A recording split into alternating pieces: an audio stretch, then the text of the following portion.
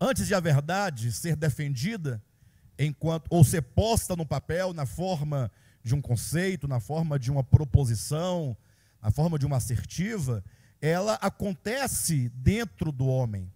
Tudo que refere-se a Deus acontece dentro do homem. E mesmo as coisas negativas referentes ao pecado também acontecem dentro do homem. Nada do mundo, nada acerca da verdade acontece objetivamente fora do homem.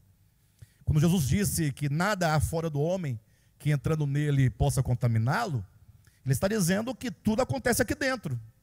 Ora, ele disse isso em qual contexto? No contexto em que se praticava o lavar as mãos, né? Usava-se uma água ali reservada, separada para o fim da purificação. Ora, se nada entrando pode contaminar, então a água que também está fora não pode purificar. Ou seja, tudo acontece dentro do homem. Seja o pecado enquanto um acontecimento no coração humano, ou seja, a obra de salvação também acontecimento. Então, o grande prejuízo que os crentes ao longo do tempo sofreram, o grande prejuízo é o fato de terem eles lidado com a verdade na forma dogmática e não na forma orgânica.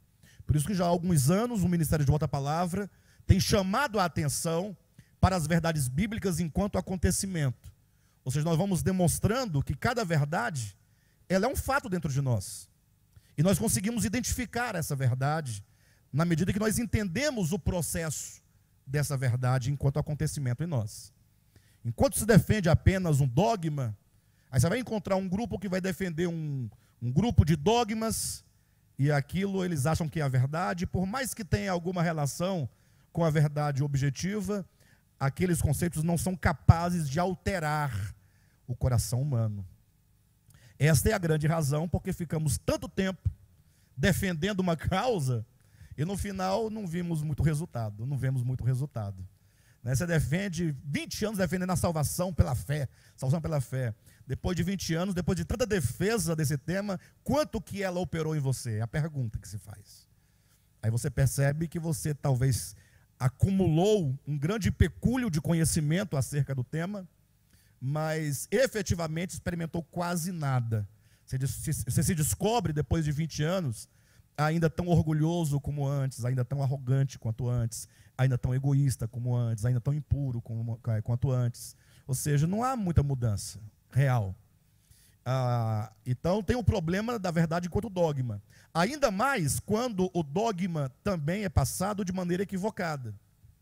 Porque, como se sabe, cada variante do cristianismo vai trazer um entendimento diferente daquele dogma, daquele assunto, daquele tema. E aí cada um vai gerando uma forma de pensar, de maneira que se você reunir, por exemplo, digamos, em tese, né? Quando eu digo em tese, porque todos esses que eu vou citar, eles se consideram e se declaram cristãos. Então, se você colocar um católico para trazer o conceito dogmático de redenção, e ao mesmo tempo trouxeram um assembleiano, e também trouxeram um reformado, digamos, um presbiteriano, e você trouxer também um adventista, uma testemunha de Jeová, cada um desses segmentos vai trazer um conceito diferente de redenção. Tudo no âmbito do dogma. Mas o que de fato é redenção? Eu tenho plena convicção que se nós não compreendermos claramente o que a Escritura chama de redenção, nós pouco experimentaremos. Ou nós vamos retardar muito a experiência da redenção.